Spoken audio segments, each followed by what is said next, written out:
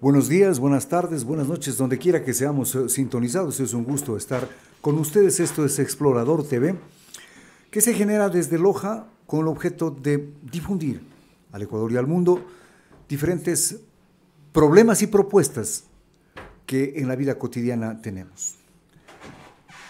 El día de hoy vamos a conversar con Eduardo Armijos, docente universitario e investigador de temas agropecuarios, con el objeto de irle encontrando algunas explicaciones a los problemas que hoy al momento sufre nuestra ciudad y provincia. Desde la década del 70 o mucho más atrás, se ha venido dando un problema que es recurrente en Loja, que es los niveles de producción y productividad son deficitarios, de tal manera que no permiten que se produzca por lo menos para el autoconsumo dentro de la ciudad, dentro del cantón y la provincia de Loja. Se han hecho esfuerzos, hay una serie de diagnósticos que se han realizado, pero todos esos esfuerzos y diagnósticos han quedado en eso, en esfuerzos y diagnósticos, y la producción sigue siendo deficitaria. Y hay cosas como, por ejemplo, conversábamos con Eduardo detrás de cámaras, el hecho de que hasta los años 80 en Loja se producía trigo. La provincia de Loja, Cantón Saraguro, Cantón González se producía trigo y cebada, y a partir de los 80, cuando se da la apertura de las importaciones, se eliminó, primero se disminuyó y luego se eliminó ese producto, esos cultivos, y no se cambió con nada. Esfuerzos se han hecho, sin embargo, no se ha logrado consolidar una propuesta básica de producción que permita a Loja, por lo menos, autoabastecerse. Eduardo ha venido conversando sobre este tema muchas veces y hoy plantea la necesidad de una innovación en la agricultura y de que el futuro será sostenible solamente si se trabaja con sistemas agrobiológicos. Eduardo, expliquemos un poquito qué se trata esto. Muy buenos días.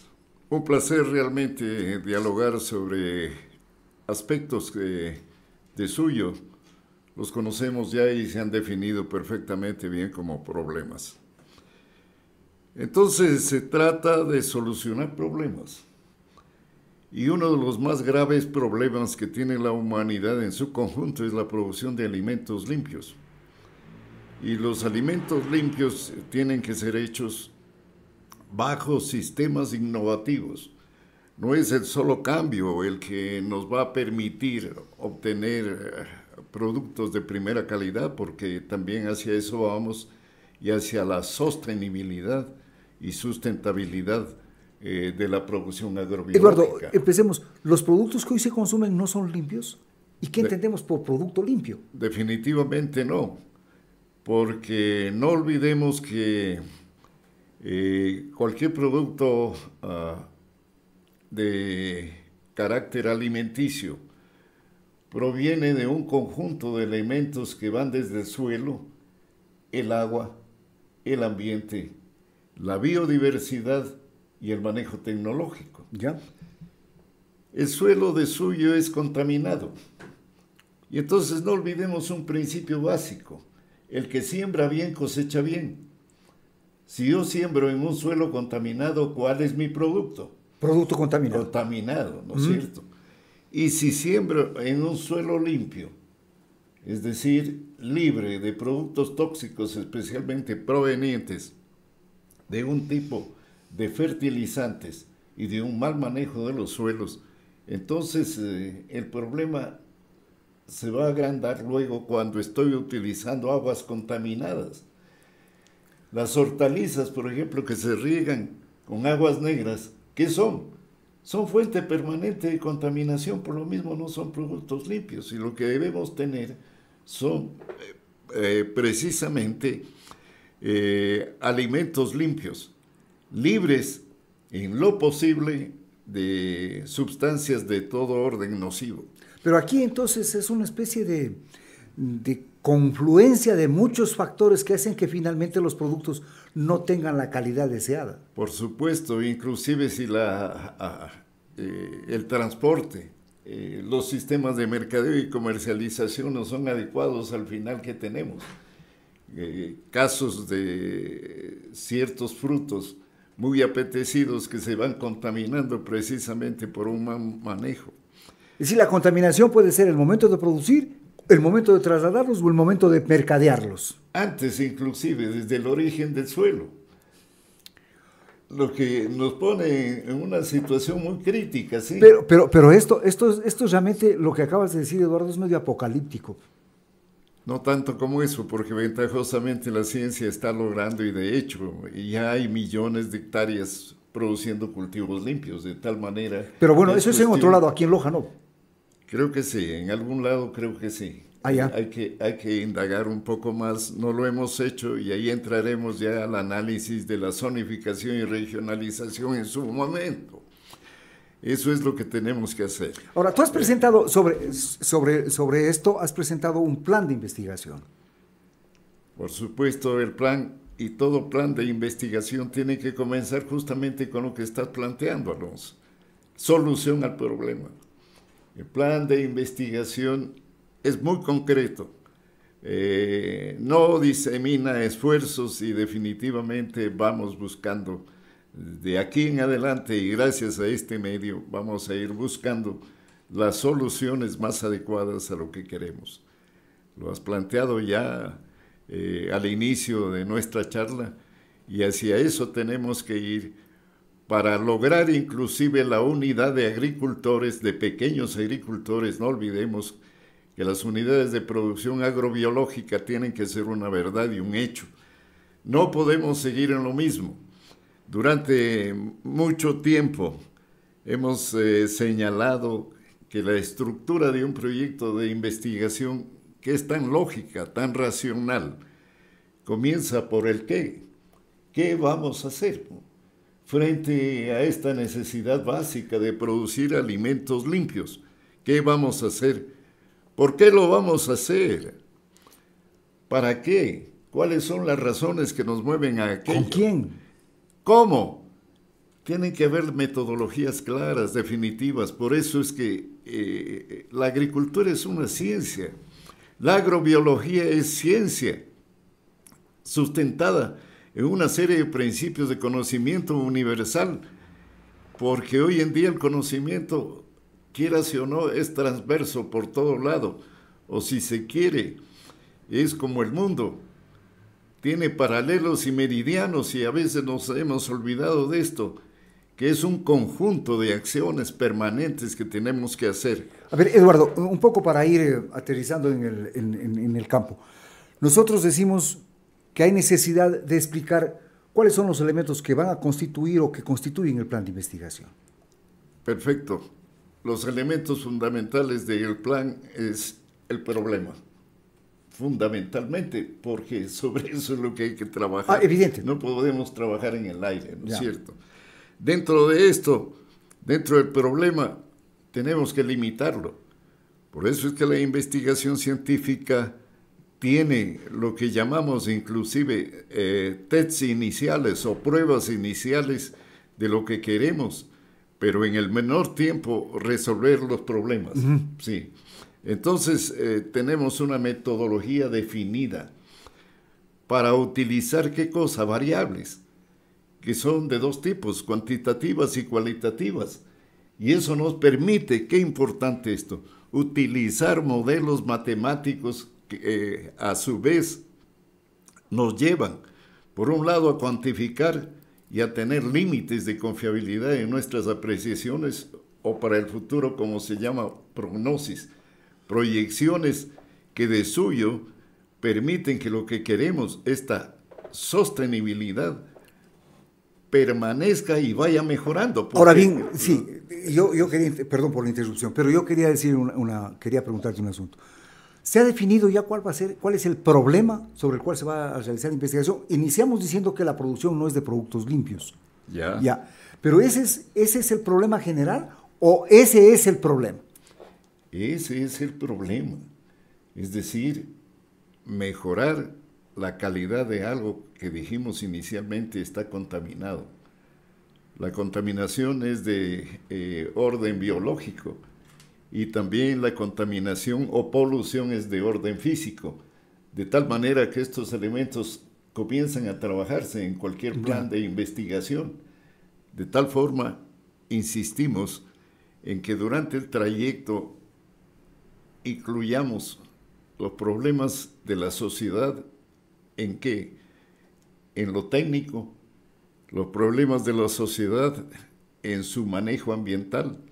Por lo mismo... Pero ahí ahí se van a topar con un problema que es muy serio.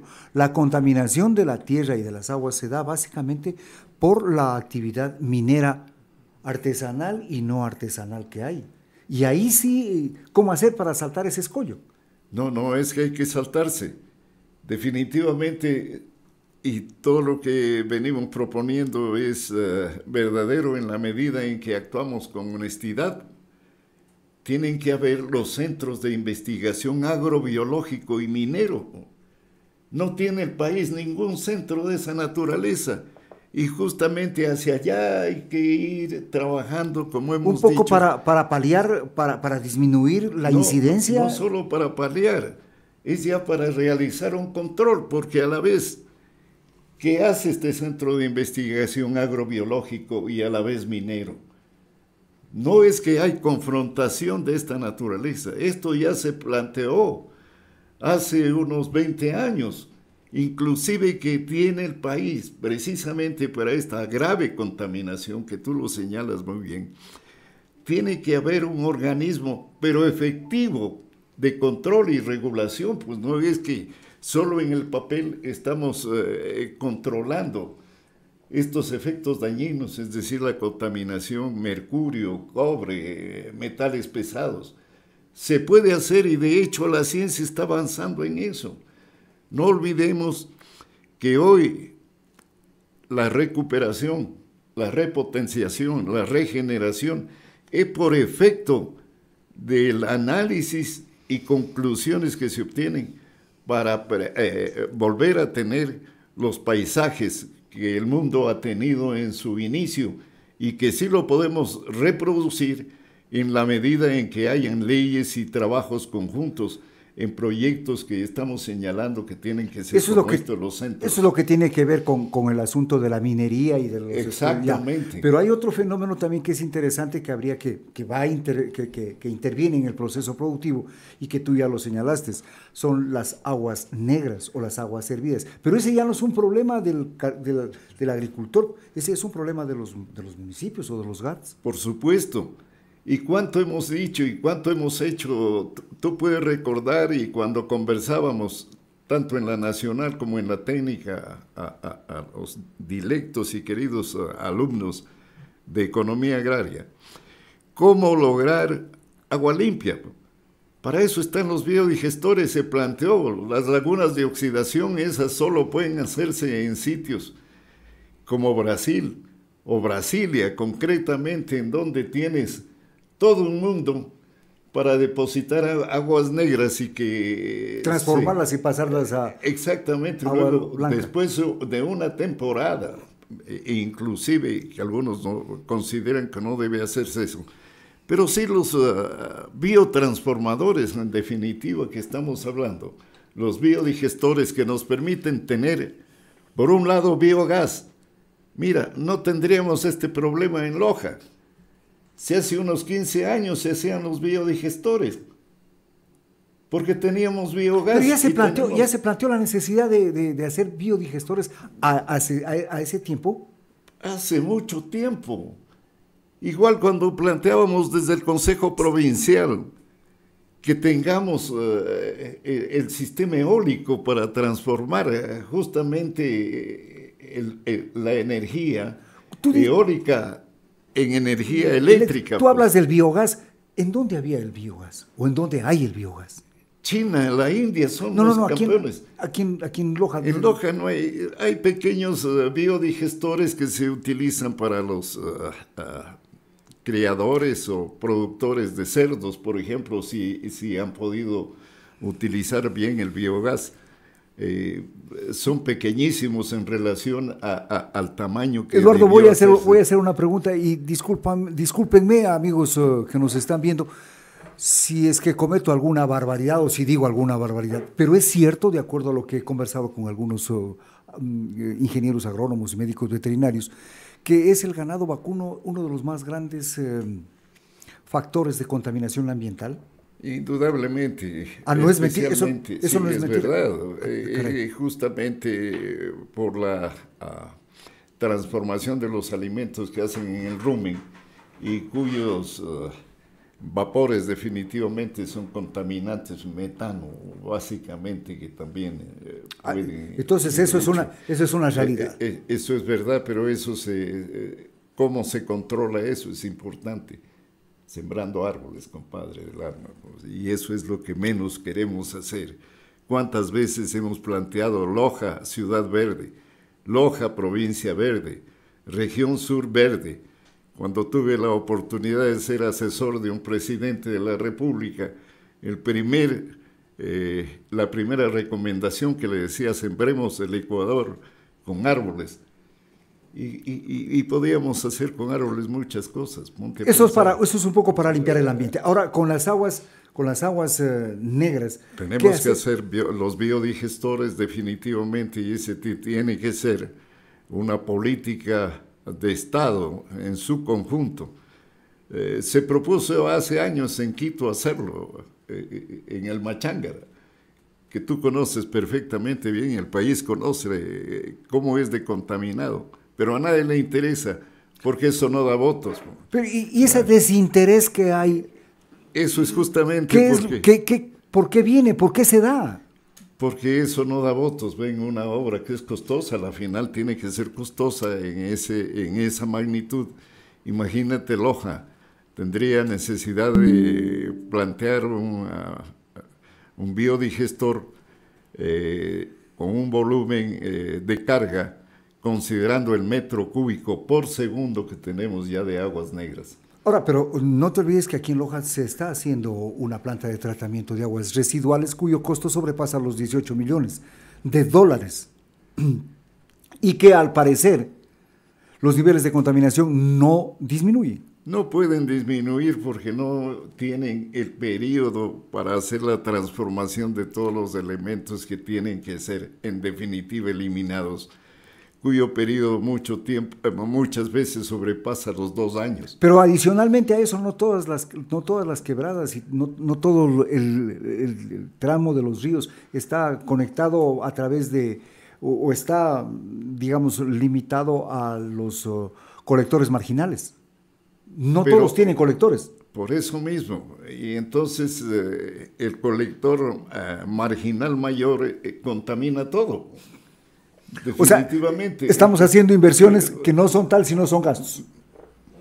Más que gastos, es un desperdicio, definitivamente, porque hay gastos que son necesarios, pero estos son innecesarios desde ese punto de vista. ¿Considerarías que todo lo que hemos conversado hasta este rato, o más bien las obras estas de remediación ambiental, como el caso de la planta de tratamiento de aguas residuales, es un gasto? Menos que gasto. Estoy diciendo es... desperdicio. Exactamente, dinero al río. Y tenemos en este proceso medio de calamidad económica, nos damos el lujo de votar 18 millones. Exactamente. Ya hubo un planteamiento que se quería votar más, se paró a tiempo, ventajosamente, porque... Y este va a ser justamente el canal y el medio para que nosotros hagamos propuestas serias y debatirlos inclusive. Si alguien estima que estamos equivocados, tiene todo el derecho de llamarnos y podemos debatir justamente sobre las propuestas que vamos a seguir haciendo, porque el objetivo fundamental del canal es no solo definir los problemas, tú dijiste ya muy bien, se han hecho diagnóstico a millares surgir. ¿Dónde están las respuestas? Definitivamente. Y eso es lo que vamos a tratar de hacer. Ahora, decíamos Eduardo, que a los comienzos de la década de los 80 se perdieron los cultivos de trigo en cantones como Loja, Saraguro y Gonzanamá, que eran sectores donde se producía ese tipo de productos. Ahora, con este trabajo de investigación, se plantea la necesidad de establecer áreas claves o áreas clave y cultivos específicos. ¿Cuáles crees tú que son esas áreas clave y cuáles son los cultivos específicos sobre los cuales estaríamos conversando? Qué importante planteamiento que haces, Alonso. Leslie Holdridge es uno de los investigadores que creo yo debió ganar el premio Nobel, a diferencia de quien ganó con la Revolución Verde. De todas las zonas naturales de vida del planeta, Loja y la región sur del Ecuador tiene todas las zonas de vida menos una. La zona nival, porque aquí no tenemos nieves perpetuas. A partir de eso, podemos tener todos los productos que hay. Cuando hablamos de climas, ¿no? Para que no se entienda. Por supuesto que sí, y es que no son solo climas, regiones naturales de vida, que es tan importante lo que hizo Holdridge, porque él consideraba que hay una correlación muy estrecha entre calidades y aptitudes productivas. Y entonces nosotros podríamos tener desde Carboncillo a Zapotillo, para hablar solo de Loja, la posibilidad de todos los cultivos. Los que queramos. Por supuesto, pero ¿qué hemos investigado? No creo que haya investigación. Entonces es ese el asunto fundamental que nosotros debemos ahora impulsar. Y ese es uno de los objetivos que tiene el canal, de hacer conciencia y mirar en lo que tú planteas con tanta propiedad, Alonso, y que tú conoces mejor que nosotros.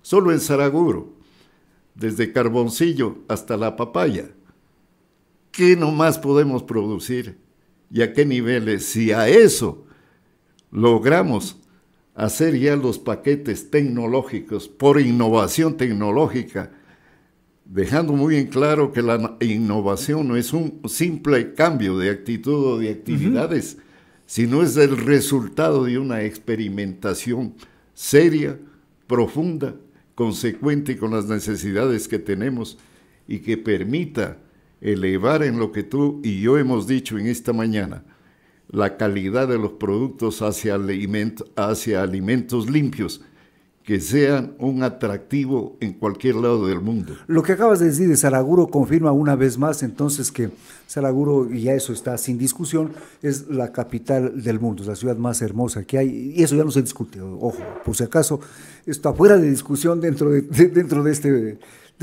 este ambiente, ¿no? No discutimos, queremos hermanarnos con Loja y hacer ciudades hermanas, y luego a la vez... Trayéndola a la capital del mundo. Claro, porque parecería que no, y alguien lo conoce bien y sabe bien. Luego que estudié en España, le pedí a Juan Carlos que declare a Loja la capital mundial del conocimiento. Y alguien oyó y vino a Loja, y esto ya lo comentaré más adelante, porque proponía que el Podocarpus realmente se levante, y de hecho también vamos a hablar sobre eso, que en el Podocarpus tengamos el Centro Internacional de Investigación en Biodiversidad. Que tiene mucho que ver, y es cierto, Saraguro es lindísimo, otra vez tiene que hermanarse con el Podocarpus, un poco medio alejado, pero a la final, bueno, ya, como... Las bondades de Saraguro ya siempre se las ha dicho, y además eso está fuera de discusión. Bueno, por más entonces... que, a propósito, un saludo para mi amigo Pedro Monteros, que ha de estar viendo, y él sabe lo que le digo, pero bueno...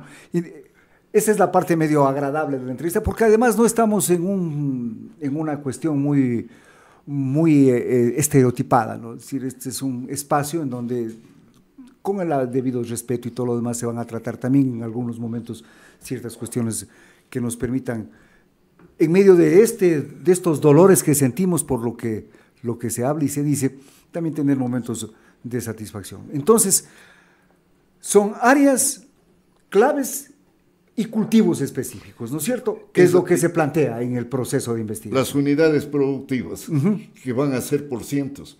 Por eso tenemos la obligación moral de tratar también, y en todo lo posible y probable, de aglutinar a los pequeños productores.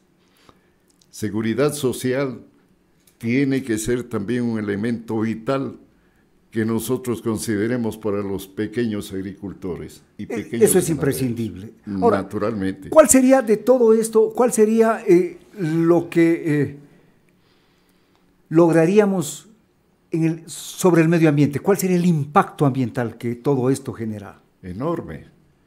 Primero que volvemos al origen mismo del cambio climático. La Asociación Permanente de Cultivos, hoy en día la tecnología nos permite inducir al menos, no tenemos nosotros equipos para tratar de intervenir en el cerebro, ¿verdad? Pero se estima que las micorrizas del suelo, que es un hongo en definitiva, tiene la capacidad de comunicarse entre plantas. Qué interesante. ¿A dónde nos ha llevado la tecnología actual? Es a creer y a soñar definitivamente en que podemos, a pesar de que el capitalismo cree que tiene que enriquecerse sin fin, nos va llevando a ciertos espacios donde podamos con alta confiabilidad, esos ya son parte de los sistemas de investigación, con alta confiabilidad hablar de un futuro sin hambre en el mundo, que es uno de los objetivos que se planteó a nivel de Naciones Unidas, hambre cero. Y eso podemos y debemos comenzar nuevamente en Loja, y lo vamos a lograr porque creo que tenemos los elementos necesarios y suficientes para lograrlo. Este impacto ambiental positivo, ¿cómo va a ayudar en la sostenibilidad del proceso? Es que junto a las unidades productivas a las que estamos señalando, la capacidad inmensa que tenemos, también tenemos que velar por las unidades de consumo. El consumismo, como se ha tratado, fatal, pero el consumo como elemento fundamental de vida tiene que tener elementos claves. Claro. Las unidades de consumo pasan, tú lo sabes y por suerte eres un experto en mercadeo y comercialización, y finalmente con la entrega del producto para que sea utilizado apropiadamente, como es el caso del alimento. De tal manera que ahí está la clave de la sostenibilidad, que es a mediano y largo plazo, y la sustentabilidad, que es a corto plazo. ¿Cómo podríamos concluir esta primera conversación? Diciendo que es necesario hacer un llamado tanto a las entidades gubernamentales como y fundamentalmente a los pequeños y medianos agricultores. La provincia de Loja hoy en día no tiene grandes extensiones, sino definitivamente que tiene las unidades de producción agropecuaria, que son de pequeños productores y a los cuales también tenemos que darle, a más de la asistencia técnica adecuada, enseñarles a hacer lo que hay que hacer definitivamente y agruparlos para que nuestra producción sea, en el campo tuyo, de un adecuado mercadeo y comercialización, y lograr entonces el precio justo, y a países que inclusive siguiendo normas de trazabilidad pagan el precio justo, dan un plus más para que eso continúe, porque tenemos que seguir produciendo cantidad y sobre todo calidad. Muchas gracias. Este ha sido entonces el trato que se le dio a esta propuesta de innovación en la agricultura y evidentemente lograr un futuro sostenible con sistemas agrobiológicos. Eso ha sido todo por hoy. Los esperamos en una próxima entrega aquí en Explorador TV. No se olviden de suscribirse al canal, de darle un like. Gracias.